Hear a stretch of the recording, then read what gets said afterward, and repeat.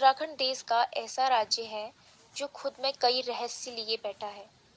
शिव भगवान के घर से लेकर माँ पार्वती का मायका और ससुराल सब यहीं बताया जाता है। शायद इसलिए इस राज्य को देवभूमि कहते हैं। ऐसा ही रहस्य लिए है अल्मोड़ा का एक छोटा सा मंदिर, कसार देवी, जहाँ न जाने देश विदेश के कितने ही सेलिब्रिटीज ने आकर स्पिरिचुअल ज्ञान लिया। यहाँ स्वामी विवेकानंद आए और मेडिटेशन की। बॉब डायलन ने अपनी बेस्ट कंपोजिशन यहाँ आकर लिखी।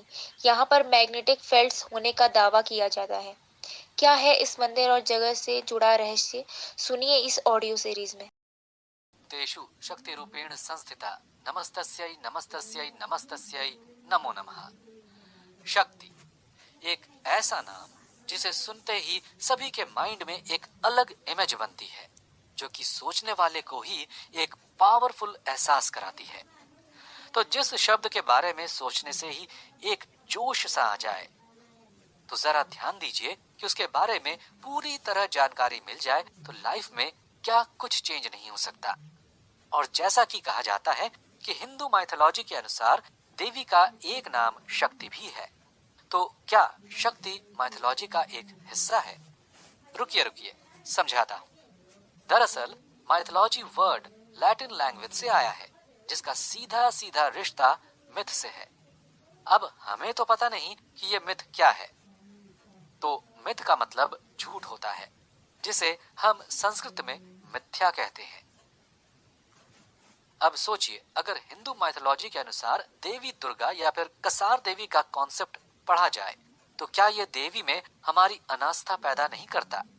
और दूसरी बात कि अगर सामने से कसार देवी के मंदिर में ही आने वाले वेस्टर्न लोग हिंदू माइथोलॉजी के नाम से अगर हमारे कल्चर को रिप्रेजेंट कर रहे हैं, तो उनके वहां जाने का मकसद ही क्या है?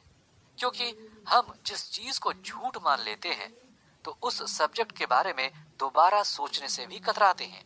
लेकिन यहाँ तो उल्टा ही हो रहा है।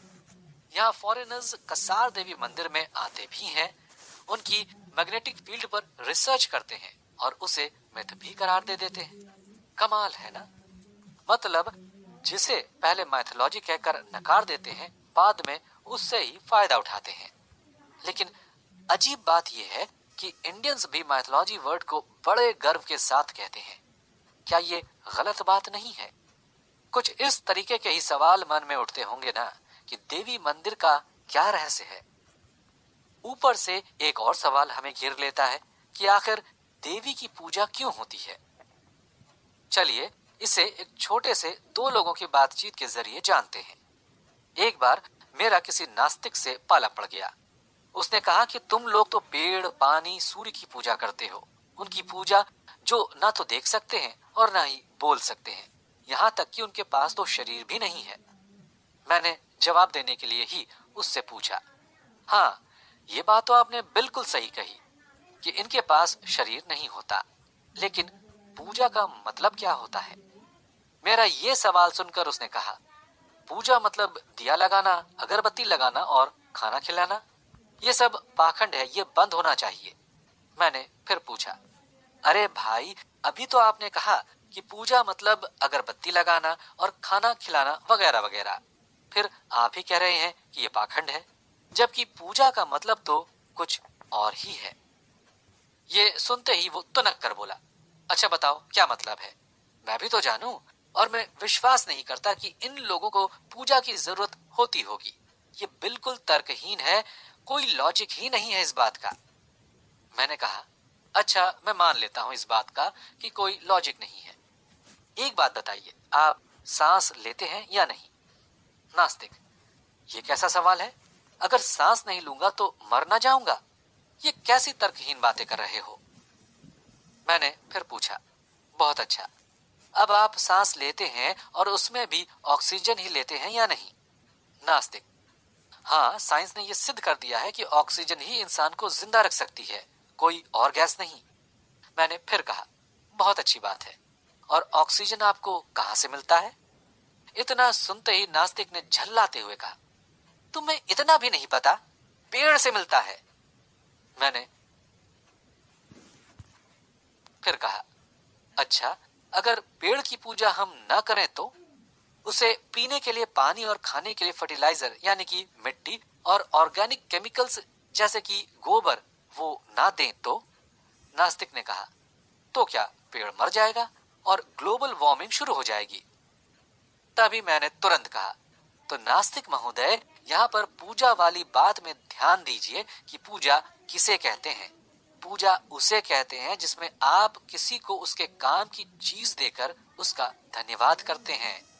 ये सुनते ही नास्तिक झल्ला गया और कहा, वो सब तो ठीक है, लेकिन सूर्य को पानी क्यों चढ़ाते हो? क्या ये पाखंड नहीं है? सूर्य को जल चढ़ाने से क्या होगा? वो तो बहुत दूर है, उसके पास तुम्हारा चढ़ाया हुआ जल पहुंचता ही नहीं, पाखंडी कहीं के। मैंने कहा, यह बात भी सही है, सूर्य के पास जल तो पहुंचता ही नहीं, इसलिए ही शायद सूर्य की गर्मी से समुद्र का पानी भाप बनकर ऊपर जाता है और बादल में कन्वर्ट हो जाता है। ये शायद मैंने 5वीं क्लास में पढ़ा था। और वही समुद्र का खारा पानी बाद में बारिश के मौसम में मीठा पानी बनकर बरसता है। और शायद इसलिए ही हमारे कल्चर में सूर्य को जल देने का पाखंड किया जाता है, ताकि गर्मी के मौसम के तुरंत बाद पानी बरसे। ये सुनते ही नास्तिक चुप हो गया और मुझे कहीं जाना है ऐसा बहाना बनाकर चलता बना। वो नास्तिक आज भी शर्मिंदा है।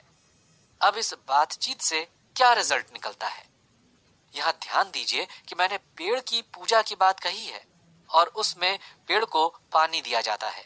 जब पेड़ को पानी दिया जाता है तो पानी का साइंटिफिक फॉर्मूला क्या है? H2O।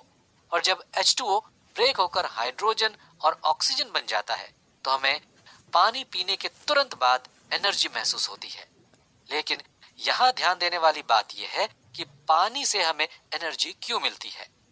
ये बात कहीं ना कहीं मन में सवाल नहीं उठाती कि पानी में एनर्जी यानी शक्ति है, इसलिए ही पानी पीने से हमें शक्ति मिलती है। लेकिन इस बात का विश्वास कैसे हो कि पानी में एनर्जी है? तो इस बात के विश्वास को और पक्का करती है इलेक्ट्रिसिटी कंपनीज और डैम्स, जो कि पानी से इलेक्ट्रिसिटी निकालने का काम करते हैं। तो जो शक्ति किसी नॉन लिविंग थिंग को इतना यूजफुल बना सकती है कि वो किसी की जान बचा सके, तो क्या उस शक्ति को सही गलत का पता नहीं होगा? और ये भी पता नहीं होगा कि हम उसकी पूजा करते हैं। क्या ये शक्ति का एक ही काम है या कोई और काम भी है जो कि उसे पूजनीय बनाता है? अक्सर ऐसा देखा जाता है कि बहुत सी जगहें ऐसी होती हैं जहां लोगों की अच्छी खासी पहुंच होने के बाद भी वो वीरान और सुनसान लगती हैं। तो वहीं दूसरी ओर कुछ प्लेसेस ऐसी भी हैं जहां पर लोगों की पहुंच नहीं हो पाती, लेकिन फिर भी वहां लोगों का जमावड़ा लगा ही रहता है। सिद्धि प्राप्त करने के लिए बहुत से साधु संत और तंत्र के शौकीन लोग ऐसी जगह में ज्यादातर देखे जाते हैं। ऐसी ही बातें मन में सवाल उठाती हैं कि इन सब का कारण क्या है? क्या ये अपने आप में कोई बड़ा सिग्नल नहीं है जो हमें वहां पर कुछ अजीब और कुछ अनएक्सपेक्टेड होने का एहसास कराना चाहता है? कसार देवी मंदिर उन्हीं वीरान जगहों में से एक है जहां पर लोगों की पहुंच होने पर भी वहां ज्यादातर इंसान नहीं जाते, लेकिन तांत्रिक, मांत्रिक और साइंटिस्ट्स का बहुत बड़ा मेला लगता है वहां पर। ये एक ऐसी जगह है जहां तंत्र और विज्ञान दोनों ही एक साथ देखने को मिलते हैं। विज्ञान इस जगह के बारे में कुछ और कहता है तो तंत्र कुछ और। लेकिन क्या ये दोनों अलग हैं? विज्ञान का मतलब क्या सिर्फ वेस्टर्न साइंस ही होता है? क्या विज्ञान नाम सुनते ही सिर्फ वेस्टर्न साइंस या मॉडर्न साइंस उसकी ही इमेज हमारे दिमाग में नहीं बनती? इस इमेज के एक बार दिमाग में पनपने पर लाखों सवाल उठते हैं और उन सवालों के जवाब की तलाश में मैंने अभी कुछ दिनों पहले अपनी रिसर्च में देखा तो मुझे एक चौंकाने वाला मटेरियल मिला जो कि न्यूज़पेपर में ही था, जनसत्ता और पत्रिका के अखबार में, जिसमें नासा के सीनियर साइंटिस्ट ओम प्रकाश पाठक ने यह दावा किया है कि ग्रेविटी के लॉ न्यूटन के खुद के नहीं बल्कि उसने इंडियन साइंस की एक बुक वैशेषिक सूत्र से लिया है, जिसके रचयिता महर्षि कणाद थे। और एक कमाल की बात क्या है ये पता है कि 2007 में पब्लिश्ड मैनचेस्टर यूनिवर्सिटी का एक इम्पोर्टेंट शोध भी अब वायरल हो रहा है, जिसमें वो खुद एक्सेप्ट कर रहे हैं कि न्यूटन के लॉज से कई साल पहले केरल के इंडियन मैथमेटिशियंस यानी गणितज्ञों ने कैलकुलस की खोज कर ली थी। मैनचेस्टर की रिपोर्ट में पब्लिश्ड एक रिसर्च के हिसाब से केरल गणित महाविद्यालय ने न केवल कैलकुलस के ओरिजिनल सिद्धांत की उत्पत्ति की, अपितु पाई को लगभग 17 डेसिमल पॉइंट तक सही भी गिना। न्यूटन के रिसर्च पर शायद ही हम सवाल कर पाए, लेकिन आचार्य माधव और आचार्य नीलकंठ के योगदानों को भुलाना लगभग नामुमकिन है। अब अगर कैलकुलस पर यह हालत है तो सोचिए गुरुत्वाकर्षण पर क्या स्थिति रही होगी। लेकिन हमारे मैक्सिमम सिद्धांतों को ऐसे ही आज के साइंटिस्ट्स ने तोड़ मरोड़ कर और अपने प्रोडक्ट के रूप में सजाकर दुनिया के सामने पेश किया है। रेडियो का जन्म जिस वायरलेस तकनीक से हुआ उसकी खोज जगदीश चंद्र बसु ने की, लेकिन इसका श्रेय गग्लियल्मो मार्कोनी ने लूटा। मैं ये देखकर दंग रह गया, क्या सच में हमारी साइंस इतनी डेवलप्ड थी, जबकि हम तो ये पढ़ते आ रहे हैं कि न्यूटन ने ही ग्रेविटी के लॉ, तो क्या इससे पहले लोगों को laws of motion and all subjects पता नहीं थे? जहां तक क्रेडिट्स चोरी करने की बात है तो वहां पर मुझे अंग्रेज यानी अमेरिकन और ब्रिटिशर्स की गलती बिल्कुल नहीं लगती। क्यों? क्योंकि उनका तो स्वभाव ही है धोखाधड़ी करना। लेकिन मुझे एक बात खलती है कि भारत में आज के टाइम पर जब कोई बच्चा कुछ नया इन्वेंट करता है ना, तो उसके ही अपने उससे जलने लग जाते हैं और उसे सपोर्ट करने की जगह उसे गिराने की कोशिश में लगातार लगे रहते हैं। लेकिन ये मेजर बात नहीं है। ध्यान देने वाली बात यह है कि इंडियन गवर्नमेंट भी भारतीय वैज्ञानिकों को इग्नोर कर देती है, जिसके चलते साइंटिस्ट्स वहीं पर जाना पसंद करते हैं जहां उनकी कदर हो, जिनमें एक एग्जाम्पल ओम प्रकाश पाठक जी भी हैं। खैर, एक टाइम हुआ करता था जब वेस्टर्न कंट्रीज के लोग हमारे यहाँ पढ़ने आते थे, लेकिन अब वाकई ये सोचने लायक है। ठीक इस तरीके से ही कसार देवी मंदिर में साइंटिस्ट्स का अलग अलग रिसर्चर्स के लिए जमावड़ा लगा रहता है। उत्तराखंड के अल्मोड़ा जिले में बसा कसार देवी का मंदिर पहाड़ों से घिरा हुआ है। हर जगह वीरान और अलग अलग तरीके के एटमॉस्फेयर और प्राकृतिक आपदा को झेलने के बाद भी ये मंदिर अडिग होकर अपने बारे में बता रहा है। मंदिर के बारे में आपने और हमने कभी ना कभी न्यूज चैनल्स पर इस मंदिर पर बनाया हुआ शो भी देखा होगा, लेकिन उन जानकारी पर सेटिस्फैक्शन होना मुश्किल सा लगता है। अगर गौर से देखा जाए तो ये सभी खबरें भी उस ओर ही इशारा करती हैं, जिस ओर दुनिया की तमाम ऐसी जगहें इशारा करके बताती हैं कि यहाँ पर कुछ है, मुझे ढूंढो। मैं बहुत से समस्याओं को समेटे हुए हूँ। मुझसे इस छुपने छुपाने के खेल में जीत सको तो जीत जाओ। वाकई ये जगहें देखने में जितनी सुंदर और सुकून देने वाली लगती हैं, उतना ही खतरनाक इनके बोलने का अंदाज और इनके कहने का मतलब होता है। यानी कि अगर इनकी बातों पर ध्यान दें तो एक भयानक हंसी के साथ ये जगहें हमें चैलेंज देती हैं। उत्तराखंड देवभूमि होने के साथ साथ एक ऐसी जगह है जहां पर आए दिन नई और अनोखी घटनाएं होती रहती हैं। यहाँ पर न जाने कितने ही राज दब गए और न जाने किस्मत वालों के जरिए कितने ही राज बाहर आ गए। कहा जाता है कि उत्तराखंड का सीधे सीधे ब्रह्मांड से कनेक्शन है। इसलिए नहीं कि वो पहाड़ी इलाकों में से एक है, बल्कि इसलिए क्योंकि वहां पर देवों का वास है। वैसे ये कुछ 3 साल पुरानी बात है। मैं अपनी फैमिली के साथ उत्तराखंड के एक ऐसे मंदिर गया जहां कुछ इस तरह के पत्थर मौजूद थे जिन्हें आप अगर अपनी पूरी ताकत से उठाने की कोशिश करें तो वो आपकी ताकत से 2 गुना भारी हो जाएंगे। लेकिन अगर उन्हीं पत्थरों को आप ताकत की जगह प्यार से उठाने की कोशिश करें तो वो आपकी छोटी उंगली से भी उठने को तैयार हो जाते हैं। है ना अमेजिंग? उन पत्थरों को देखकर लगता है मानो ये पत्थर कह रहे हो कि हम में भी फीलिंग्स हैं, मतलब कि वाओ। लेकिन इनकी ये फीलिंग्स हमें चौंकाने के साथ साथ एक ऐसा सवाल जहन में पैदा करती हैं कि पत्थरों में इतनी भावनाएं कहां से आई? जबकि हमने ज्यादा से ज्यादा अपनी लाइफ में अजीब दिखने वाले और पानी पर तैरने वाले पत्थर ही देखे हैं, लेकिन ऐसे पत्थर पहली बार देखने को सामने आ रहे हैं जो कि अपना बिहेवियर इंसानों के बिहेवियर के अकॉर्डिंग बनाते हैं। ये हमारे लिए बहुत ही नया है, शायद एक ऐसा चैलेंज जिससे पहले कभी पाला ना पड़ा हो। अगर मैं कहूं कि कसार देवी मंदिर कॉस्मिक एनर्जी का भंडार है, तो क्या आप विश्वास करेंगे? आप कहेंगे कि यार ये कैसे हो सकता है। माना कि उत्तराखंड देवभूमि है, यहाँ पर आए दिन नए नए इंसिडेंट्स होते रहते हैं, रोमांचक शक्तियां देखने को मिलती हैं, साथ ही यहाँ वैन एलन बेल्ट भी है। लेकिन ब्रह्मांडीय शक्ति या जो तुम कॉस्मिक एनर्जी बोल रहे हो उसका भंडार, ये तो मैं नहीं मान सकता। अगर सच में ऐसा है तो मुझे बताओ। तो दोस्त, कसार देवी मंदिर एक ऐसी जगह है जहां पर कदम पड़ते ही लोग एक ऐसी फील्ड के वश में हो जाते हैं जहां उनके मन में फालतू के थॉट्स हमला नहीं कर सकते और डिप्रेशन जैसी बीमारियां तो यूं ही दूर हो जाती हैं।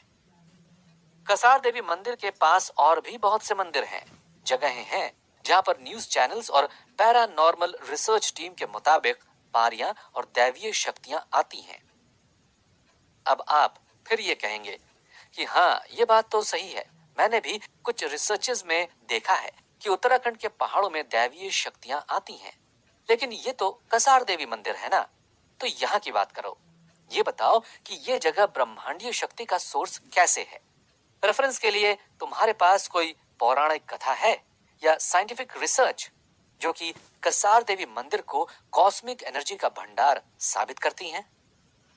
मैं सबसे पहले लोगों के एक्सपीरियंस से आपको बताऊंगा, फिर इसके ऊपर पौराणिक कथा और रिसर्च से आपके डाउट्स क्लियर करने की कोशिश करूंगा।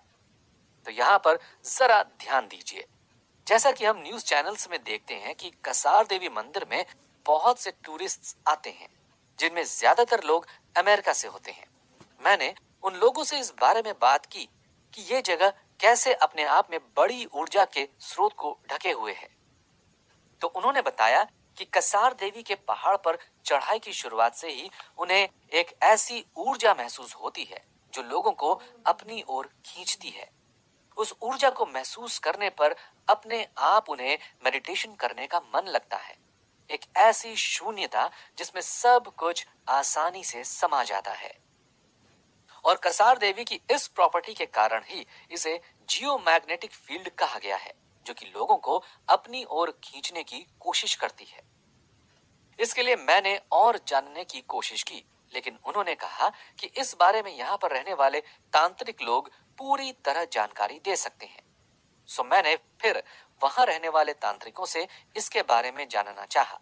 तो उन्होंने बताया कि यहाँ पर देवी दुर्गा का कात्यायनी रूप में अवतार हुआ था, और जिनके अवतार होते हैं उनमें ऑरा जबरदस्त तरीके से होता है। ऑरा यानी हमारे ही शरीर की एक मैग्नेटिक फील्ड जो कि हमें खतरनाक रेडिएशन से बचाती है। ये कैसे हो सकता है? हमारे शरीर में भी ऑरा होती है? हाँ, हमारे शरीर के बाहरी हिस्से में एक ऐसी शक्ति की लेयर बनी हुई होती है जो कि हमारी पहचान दूसरे इंसानों को कराती है। ये हर इंसान के शरीर में होती है जो कि उसे सबसे अलग बनाती है। अगर ऑरा के बारे में जान लिया जाए तो बहुत सी परेशानियों का सलूशन अपने आप ही निकल जाता है। लेकिन पहले कसार देवी मंदिर के बारे में जानना जरूरी है।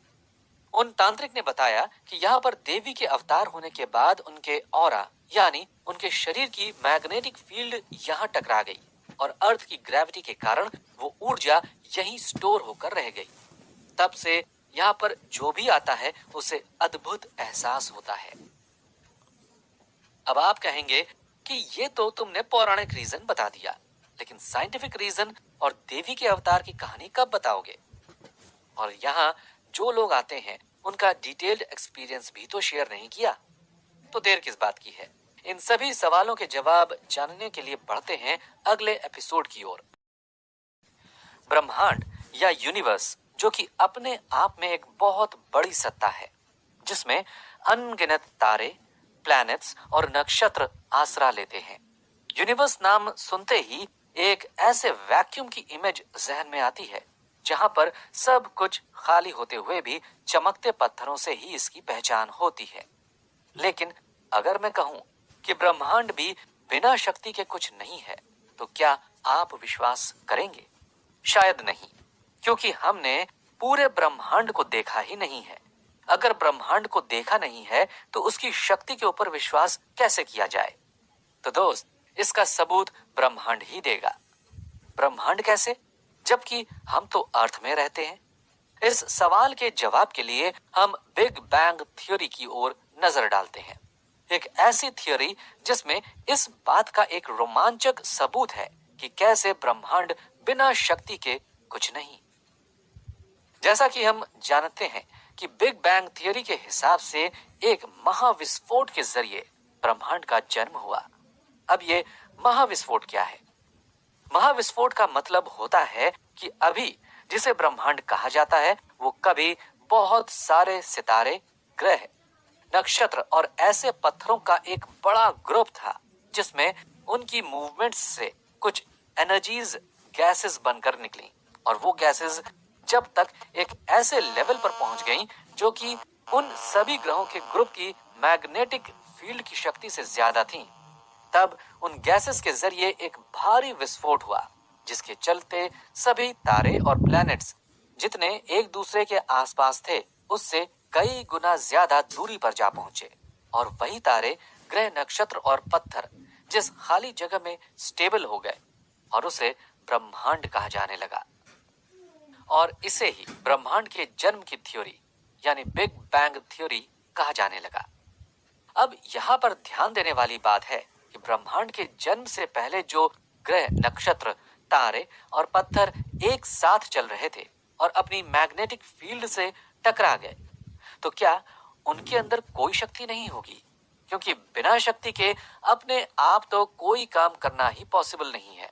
और वेस्टर्न साइंस की माने तो शक्ति या एनर्जी ना ही बनाई जाती है और ना ही खत्म होती है, बल्कि एक जगह से दूसरी जगह ट्रांसफर होती है, जो कि घूम फिर कर हमारे ग्रंथों में बात आती है, जिसमें कहा जाता है कि आत्मा ना तो जन्मती है और ना ही मरती है, बस एक शरीर से दूसरे शरीर में जाती है।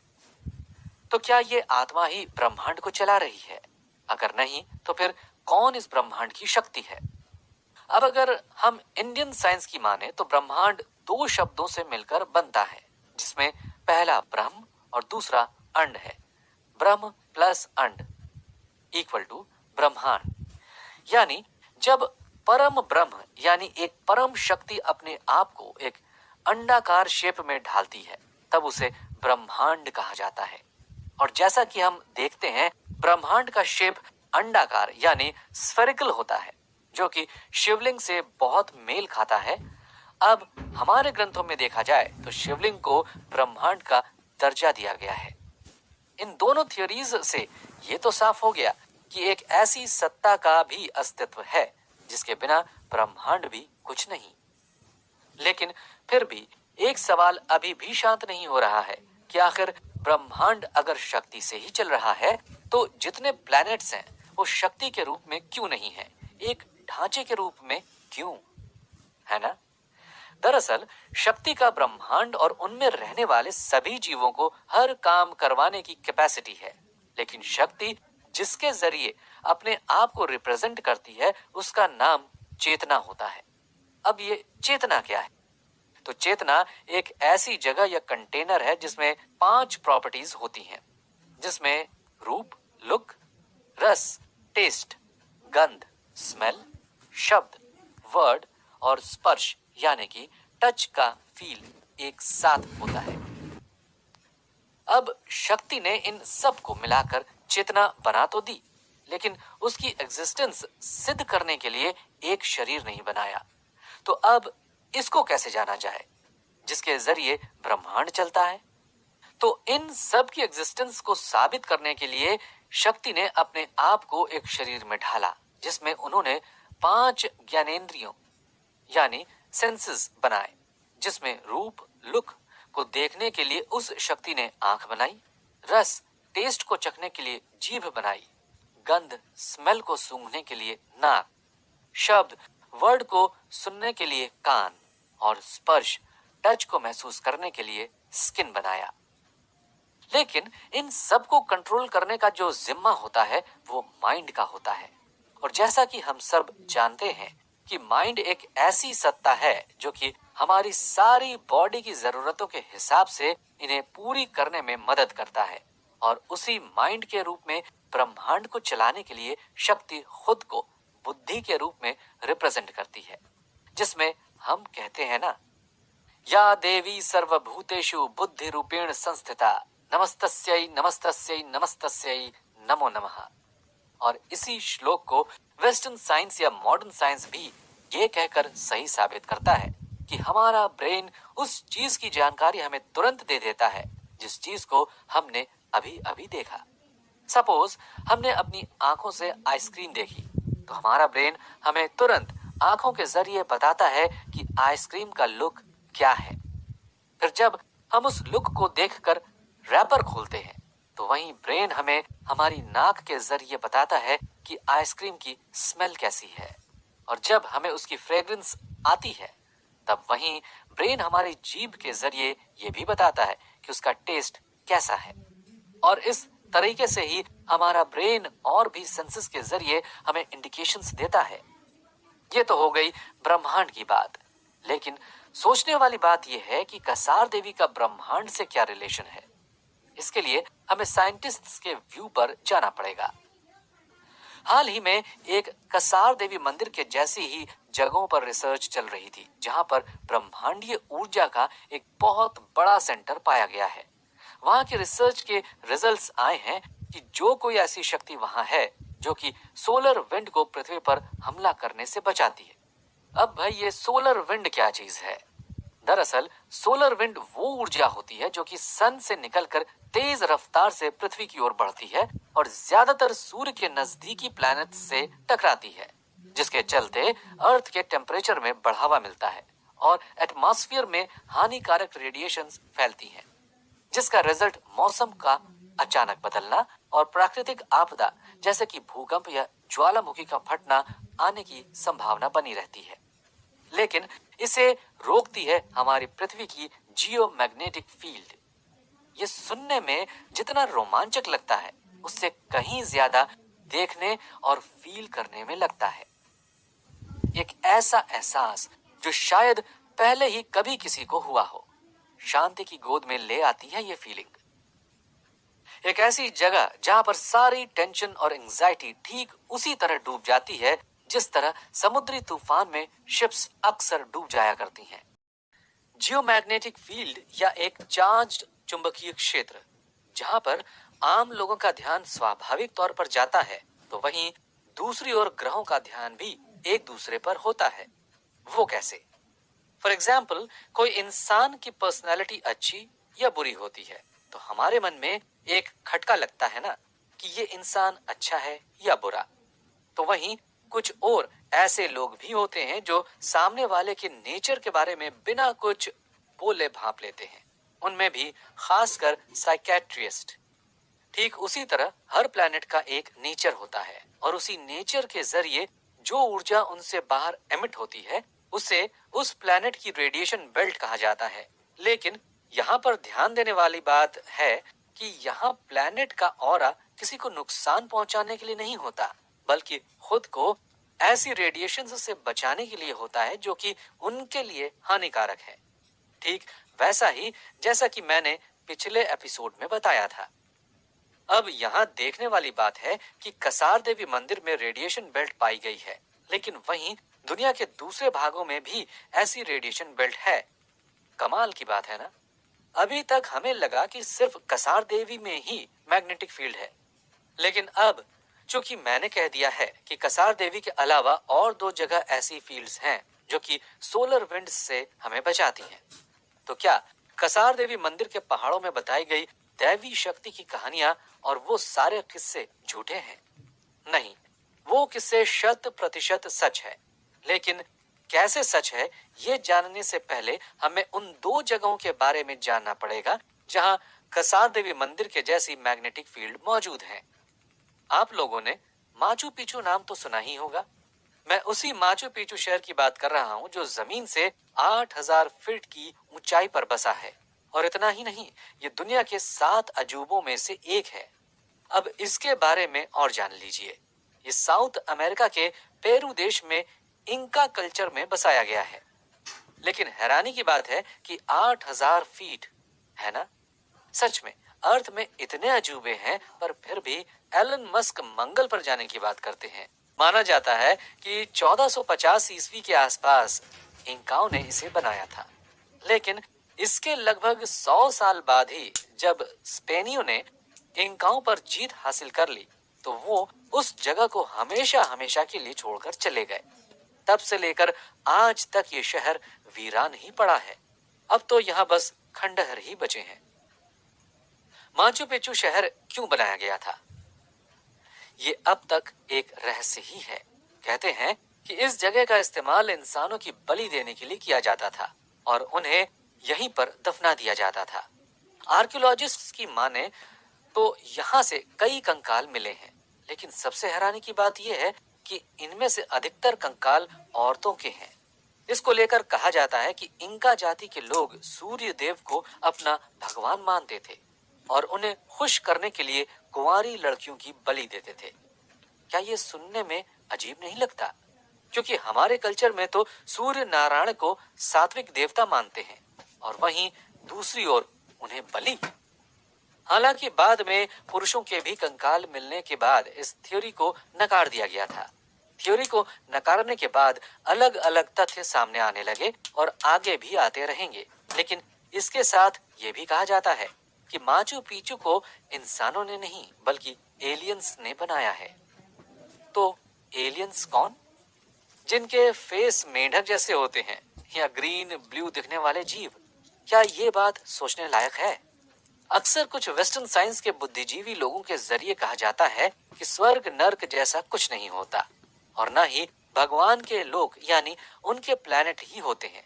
लेकिन दूसरी ओर वही लोग ये कहते हैं कि देखो, हमारे कॉन्टिनेंट में एलियंस ने सब कुछ बनाया है। ये बात थोड़ी अजीब नहीं लगती? ये सारी बातें तो होती रहेंगी, पर कसार देवी मंदिर के जैसी दूसरी मैग्नेटिक फील्ड को रखने वाली कौन सी जगह है, उस पर भी एक नजर डालते हैं। दुनिया गोल है। हाँ, मैं यही कह रहा हूँ। उस गोल दुनिया में एक गोल मंदिर यानी हमारे इंडियन कल्चर में बने हुए 64 योगिनी मंदिर की तरह ही इंग्लैंड में एक ऐसा अजूबा या यूं कहें कि एक ऐसी जगह है जहां पर यह मैग्नेटिक फील्ड पाई गई है। स्टोन हिंज के नाम से मशहूर ये जगह तमाम लोगों को अपनी ओर खींचती है। वहां की माइथोलॉजी ये कहती है कि उन पत्थरों को छूने से बीमार लोग ठीक हो जाया करते थे। वाकई अमेजिंग। लेकिन फिर दूसरी ओर ये कहा जाता है कि उन स्टोन हेंज को इंसानों ने नहीं बल्कि एलियंस ने बनाया है। कुछ भी हो सकता है। उसकी पिक्चर गूगल पर देखने से बहुत ही अजीब और एक मिस्टिक सा लगता है, लेकिन वहीं दूसरी ओर हमारे इंडियन कल्चर के मंदिरों की ओर देखने पर ऐसा लगता है कि वाओ, इसे इंसानों ने नहीं बल्कि देवी देवताओं ने बनाया होगा। दोनों की मान्यता सेम है, बस सोच में फर्क है। स्टोन हेंज के बारे में वहां के रहने वाले लोग ये कहते हैं कि इसमें बहुत ही ज्यादा मैथमेटिक्स का यूज हुआ है, जो कि कमाल का है। थ्योरीज आती हैं जाती हैं, लेकिन सच क्या है कोई नहीं जानता। लेकिन मन में अब भी ये सवाल उठ रहा होगा कि जब दुनिया में कसार देवी मंदिर के जैसी दो जगहें पहले से ही हैं, तो आखिर क्यों सिर्फ कसार देवी पर ही नासा रिसर्च कर रही है? और क्या सच में कसार देवी मंदिर में दैवीय शक्तियों का वास है? यूं तो कई किस्से कहानियों, विज्ञान और चमत्कार का देश है भारत, लेकिन कसार देवी की कथा न सुनने पर कसर तो रह ही जाएगी। ये बात है कई लाखों साल पहले की, जब माता जगत जननी पार्वती हिमालय में अपने परिवार के साथ हंसी खुशी रह रही थी। लेकिन तभी अचानक किसी के घोर तपस्या की गूंज कैलाश पर्वत पर पड़ती है। श्री पार्वतीय नमः। इस गूंज में एक गुस्से के साथ दर्द भरा होता है, जो कि देवताओं को भी हिला दे। एक ऐसी तपस्या जिसने सभी को आश्चर्य में डाल दिया। अब कौन ऐसी तपस्या करता है? लेकिन महर्षि कौशिक ने तपस्या की। इसका कारण कारण यह था कि उस समय शुंभ और निशुंभ नाम के दो भाइयों ने सारी पृथ्वी में आतंक मचा रखा था। कई निर्दोषों की हत्या कर दी और कईयों के घर लूट लिए। ठीक वैसे ही जैसे आज से कुछ 100 साल पहले ही भारत को अंग्रेजों और मुगलों ने लूटा था। लेकिन ऋषि महर्षियों और साधु संतों का तो स्वभाव ही होता है दूसरों की भलाई चाहना। इसलिए महर्षि कौशिक लोक कल्याण के लिए तपस्या करने लगे। अब यहाँ देखने वाली बात यह है कि तपस्या से कौन डरता है और तपस्या में वो बल आया कैसे जिसके चलते देवताओं को भी उनके सामने हार माननी पड़ी। तो यहाँ समझने वाली बात है कि जो लोग तपस्या करते हैं वो कुदरत के बहुत पास होते हैं। और बहुत सीधी सी बात है, जो कुदरत के बहुत पास होगा वो पेड़ पौधे, आकाश, पवन और प्रकृति यानी नेचर की बात आराम से समझ सकेगा। ठीक ऐसा ही बोधि धर्मम ने भी किया था। तपस्या करने वालों का ऑरा या उनकी पर्सनल रेडिएशन बेल्ट इतनी तगड़ी होती है कि जो उनके पास बुरी नीयत से जाता था वो अपने ही पैरों पर कुल्हाड़ी मार लेता था, यानी उसे कोई ना कोई नुकसान जरूर होता था। ये बात थोड़ी अजीब लगती है कि ये कैसे हो सकता है। ये तो सरासर एक कल्पना ही है। ऐसा सच में हो सकता है क्या? अब इसे समझने के लिए आपको सबसे पहले एक कलरी पयटू, जो कि दक्षिण भारत यानी केरल की एक युद्ध कला, फेमस मार्शल आर्ट है, उसके एक सेक्शन नोक्कू वर्मम को समझना पड़ेगा। अब ये नोक्कू वर्मम क्या है? तो नोक्कू वर्मम वो कला है जिसमें एक योद्धा अपने आप को योगी की तरह बना लेता है और फिर कुदरत में रहकर अपनी आंखों से ही दुश्मन के दिमाग को कंट्रोल करने और उसे मारने की कला सीखता है। ये सुनते ही अमेजिंग लग रहा होगा ना? नोक्कू वर्मम की कई वीडियोस यूट्यूब पर देखने को मिलती हैं, लेकिन ये कहना आसान नहीं होगा कि आजकल ऐसी कला को जानने वाले बहुत हैं।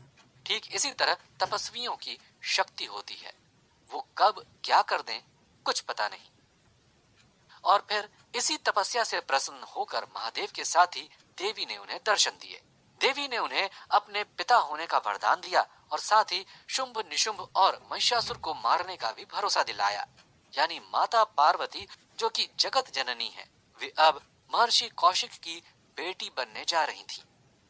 उनके वरदान मिलने के कुछ ही समय बाद महर्षि कौशिक के घर में माता पार्वती ने जन्म लिया और महर्षि कौशिक की बेटी होने के कारण उनका नाम कौशिकी पड़ा।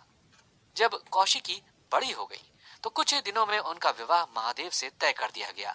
आखिर माँ पार्वती को अपने उद्देश्य को पूरा करने के बाद कैलाश भी तो वापस जाना था। लेकिन उनके बड़े होने पर सबसे पहले उन्होंने अपनी योगिनियों और देवियों के साथ विशाल राक्षस सेना को मारने के लिए उसी जगह पर अपने शेर के साथ पूरा रूप लिया जहां आज कसार देवी मंदिर स्थित है। और फिर घमासान युद्ध के बाद देवता असुरों से जीत गए और माता ने शुंभ निशुंभ सहित महिषासुर का वध कर दिया। आज भी मंदिर के अंदर गुफा को देखने पर वो शेर के चेहरे के आकार की दिखती है। लेकिन अब भी ये सवाल मन में घर कर रहा है कि इस जगह पर मंदिर के अलावा कुछ स्पेशल देखने को भी नहीं है जिससे ये मान लिया जाए कि यहाँ पर दैवीय शक्तियां मौजूद हैं। तो इस सवाल का जवाब भी अवतार में ही छुपा है। जब भी कोई तपस्वी तपस्या या साधना करते हैं तो उनकी साधना की ऊर्जा जब उनके शरीर से निकलने लगती है तो वहीं आसपास एनवायरनमेंट में फैल जाया करती हैं। अब अगर इसे पूरी तरह से समझना है तो हमें पहले ये समझना पड़ेगा कि जब हम किसी ऐसी जगह पर जाते हैं जहाँ पर भगवान का घर हो, मंदिर हो या कोई भी पहाड़ी क्षेत्र, वहां पर जाने से एक अजीब सा सुकून होता है ना। ये वही तपस्वियों की ऊर्जा होती है जहां पर जाते ही मन को शांति मिलती है। लेकिन कुछ डाउट्स अभी भी क्लियर नहीं है, जैसे कि मंदिर में तो शांति मिलती है लेकिन कसार देवी मंदिर में ही क्रैंक्स रिज क्यों पाया गया, किसी और मंदिर में क्यों नहीं? तो दोस्त, इस रहस्य को समझने के लिए सबसे पहले किसी इंसान के स्वभाव को समझना पड़ेगा। ठीक वैसे ही जैसे आप किसी के साथ रहकर ये पता लगा लेते हैं कि उस पर्सन का नेचर कैसा है, वो गुस्से वाला है या उसकी शांत पर्सनैलिटी है ना? इन छोटी छोटी बातों का बहुत असर पड़ता है। तब बस यहाँ पर भी इसी ट्रिक का इस्तेमाल कीजिए। माता कौशिकी, जिनका एक नाम कात्यायनी भी है, यूं तो उग्र शेर पर सवार हैं, लेकिन खुद हंसमुख और शांत स्वभाव की हैं। ये बात हमें संदेश देती है कि अपनी शक्ति को अपनी सूझबूझ से ही काबू में लिया जाता है। वहीं दूसरी ओर देखें तो अगर एक आम इंसान ही अपने टैलेंट या किसी मैजिकल पावर के लिए किसी जगह पर फेमस हो जाता है, यानी कि उसकी पर्सनैलिटी इतनी छा जाती है कि लोग उसकी रिस्पेक्ट करने लगते हैं, तब वहीं अगर कोई ऐसा पर्सन जो कि अपार सिद्धियों का मालिक है लेकिन फिर भी उसे बिल्कुल घमंड नहीं, तो उस इंसान के सोचने समझने के तरीके से एटमॉस्फेयर पर कितना असर पड़ेगा। साथ ही इंसान के पास रहने पर उसके ऑरा से जब ये पता चल जाता है कि ये कैसा है, तो देवता के वहां रहने पर क्या खास असर नहीं पड़ेगा। वाकई सोचने वाली बात है ना? लेकिन अभी भी बहुत कुछ बाकी है। वो क्या? शायद कुछ ऐसा जो रिसर्च से रिलेटेड हो। हर जगह कभी ना कभी कुछ ना कुछ ऐसा होता ही है जो कि आम इंसानों को अपने बारे में सोचने पर मजबूर कर देता है, लेकिन भारत में ये सब नया नहीं है। एक बार की बात है, मैं ट्रेन में अपने मामा के घर जा रहा था। कुछ एक दो स्टेशन ही बाकी रह गए होंगे मेरे डेस्टिनेशन पर पहुंचने के लिए। यही सोचकर मैंने सोचा कि थोड़ी देर अपना ईयरफोन निकालकर गाने चला लेता हूँ, और ज्यादा टाइम भी तो नहीं है, कब स्टेशन आ जाए कोई भरोसा नहीं, इसलिए थोड़ी देर टाइम पास ही करना सही है। और मैंने ये गाने सुनने के लिए ईयरफोन निकाला ही था कि सामने से एक बाबा आ गए। अब वो मुझे देखकर मांगने लगे कि मेरे पास कुछ पैसे हैं क्या। उन दिनों मैं बहुत सरल स्वभाव का हुआ करता था। मैंने उन्हें अपनी जेब से निकालकर कुछ 10 रुपए देने चाहे। तभी उन्होंने मेरी ओर देखते हुए कहा, तुम्हारी माँ तुम्हें बहुत डांटती है और तुम्हारे पापा तुम्हें मन ही मन दुआएं देते हैं। तुमने 2 दिन पहले अपने दोस्त के यहाँ खाना खाया था और अब तुम अपने मामा के घर जा रहे हो और मुझे अपने पास रखे हुए 250 रुपए में से 10 रुपए निकाल कर दे रहे हो। भगवान तुम्हारा बहुत बहुत भला करे। उनके इतना कहते ही मैं अचानक आश्चर्यचकित हो गया, एकदम सरप्राइज कि कैसे कैसे ये मेरे बारे में इतना सटीक बता रहे हैं। कहीं ये चोरों के गिरोह से तो नहीं, जो दूसरों के बारे में जानकारी निकलवा कर पहले उनको इम्प्रेस करते हैं और बाद में उन्हें लूट लेते हैं। ऐसे कई सवाल मेरे मन में चल रहे थे, लेकिन बाबा ने मेरी ओर हल्की सी मुस्कुराहट देकर कहा, चिंता मत करो बेटा, हम ऐसे बुरे काम नहीं करते। वैसे भी बूढ़े आदमी को खाने के लिए कितना पैसा चाहिए? 100 रुपए मिल जाए तो आराम से एक दिन कट जाता है। ये सुनते ही मेरे मन में एक क्यूरियोसिटी जागी कि आखिर कैसे कोई किसी के बारे में इतना बता सकता है। बाबा ने शायद मेरी सोच को भांप लिया था और मुझे कहा कि बेटा, इसके लिए साधना करनी पड़ती है। साधना करने पर ऐसी शक्ति मिलती है कि किसी के बारे में भी जो चाहो पता कर लो। मैंने टेढ़ा जवाब देते हुए कहा, अगर ऐसा है तो आप अमीर लोगों को उनके फ्यूचर में होने वाली मुसीबतों के बारे में क्यों नहीं बताते? इससे तो आपको लोगों से मांगने पर जितना पैसा मिलता है उससे कई गुना मिल जाएगा, जिसके कारण फिर आपको दोबारा किसी के आगे हाथ फैलाने नहीं पड़ेंगे। बाबा ने मेरी बात सुनकर एक बड़ा ही प्यारा जवाब दिया, बेटा, बूढ़े आदमी को दिन के 100 रुपए ही काफी हैं, और ये दुनिया ऐसी है कि तुम्हें पहले सर पर उठा लेगी और बाद में जब तुम उनके बारे में सच बोल दोगे तो तुम्हें गिराने में देर नहीं लगाएगी। अगर मैं किसी अमीर आदमी को बताऊंगा तो मुझे पैसा तो मिल जाएगा, लेकिन मुझ में घमंड आ जाएगा और मैं लोगों के बीच रहकर जो मौज मस्ती कर सकता हूँ, वो घमंड के कारण लोगों से मिलना जुलना भी पसंद नहीं करूंगा। अपनी कला का इस्तेमाल कभी भी ऐसी जगह करना जहां से तुम्हें वापस घमंड न मिले, नहीं तो बेटा ये दुनिया बहुत खराब है। उनकी बात सुनकर ऐसा लगा कि कोई बुजुर्ग आदमी मुझे आशीष दे रहा हो। एक अनजाना सा डर न जाने कब उनकी हंसी के नीचे दब गया, पता ही नहीं चला। यही कुछ आधे घंटे बीत जाने पर मेरा स्टेशन आ गया और मैंने बाबा से विदा ले ली। आज भी वो दिन याद आता है कि ऐसे बहुत कम लोग होते हैं जो कि मिस्टीरियस पावर्स होने के बावजूद भी अपने आप को कभी बड़ा दिखाना नहीं चाहते।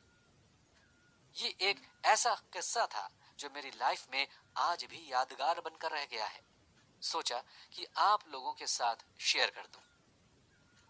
ये तो रही ऐसी शक्ति को धारण करने वाले इंसानों की बात, लेकिन इस शक्ति की सोर्स जो देवी हैं, उन पर 2012 से नासा रिसर्च कर रही है। पिछले एपिसोड में हमने देखा था कि दुनिया में जो बाकी 2 जगह हैं, वहां पर तो ये डिक्लेयर कर दिया गया कि वो जगह एलियंस ने बनाई है। अब सिर्फ यही जगह बाकी है। नासा, जो कि अमेरिकन स्पेस एडमिनिस्ट्रेशन है, उसे कसार देवी मंदिर के पास जियोमैग्नेटिक फील्ड मिली, जिसके बाद नासा की रिसर्च वहां पर बहुत स्ट्रांग हो गई। कई साइंटिस्ट्स का कहना है कि उस जगह पर एक चार्ज्ड चुंबकीय पिंड यानी पहाड़ों के नीचे एक बड़ा चुंबकीय पत्थर है जो कि सोलर विंड को वहां आने से रोकता है और उनसे अर्थ की रक्षा करता है। साथ ही साइंटिस्ट्स अपनी स्टडीज से ये पता लगा रहे हैं कि इंसानी दिमाग पर इस चुंबकीय पिंड का क्या असर पड़ता है। तो कई पैरानॉर्मल सोसाइटी के लोग ये दावा कर रहे हैं कि वहां कुछ ऐसी चीजें डिटेक्ट हुई हैं जो कि इंसानों को तो समझ सकती हैं, लेकिन इंसान उनको नहीं जान सकते। कुछ इस तरीके से ही जिस तरीके से हम वीडियो गेम्स खेलते हैं और उनको देखकर ये अंदाजा तो लगा सकते हैं कि इस गेम में क्या क्या इंसिडेंट होने वाले हैं, लेकिन उन गेम के कैरेक्टर्स हमें जान नहीं सकते क्योंकि उनमें सेंसेस और ह्यूमन ब्रेन न होने के कारण इतनी कैपेबिलिटी नहीं होती। है ना कमाल की बात। लेकिन फिर भी एक आशा के साथ साइंटिस्ट्स ने इस पर रिसर्च की और बेहद चौंकाने वाले रिजल्ट्स आए। उन्होंने एक और पैरानॉर्मल सोसाइटी से भी पूछताछ की तो दूसरी ओर वहां के रहने वाले तांत्रिकों से भी इसे बारे में जाना और आखिर में रिजल्ट तो एक ही आए, लेकिन कहने के तरीके अलग थे। एक और जो कि पैरानॉर्मल सोसाइटी वालों ने किसी शक्ति के होने का दावा किया, तो वहीं दूसरी ओर तांत्रिकों ने बताया कि यहाँ पर तपस्वियों की शक्ति और देवी के अवतार के साथ उनका ऑरा विराजमान है ताकि धरती संतुलित रहे। और इसी बीच हमें यह भी जानने का मौका मिला कि भूचुंबकीय क्षेत्र या जियोमैग्नेटिक फील्ड एक ऐसी जगह है जहां पर सूर्य ग्रहण से निकलने वाली हानिकारक किरणों का प्रभाव बिल्कुल नहीं पड़ता, बल्कि सूर्य ग्रहण के दौरान वो जगह एक ब्रह्मांडीय ऊर्जा के मेले में बदल जाती है। साथ ही तांत्रिकों का ये कहना था कि भारत ही ऐसा देश है जहां पर 6 मौसम होते हैं और उन मौसम की पहुंच सही समय पर भारत में होने में भी इस मैग्नेटिक फील्ड का बहुत बड़ा हाथ है। दुनिया में भारत ही एक ऐसा देश है जहां 6 मौसम होते हैं। ये बात तो साइंटिस्ट भी कहते हैं क्योंकि भारत देश 3 ओर से ही समुद्री इलाके से घिरा हुआ है, जिसके कारण यहाँ मौसम की पहुंच आसानी से हो सकती है। और इन्हीं रहस्यमयी शक्तियों को देखकर यहाँ हिप्पीज पहुंचते हैं।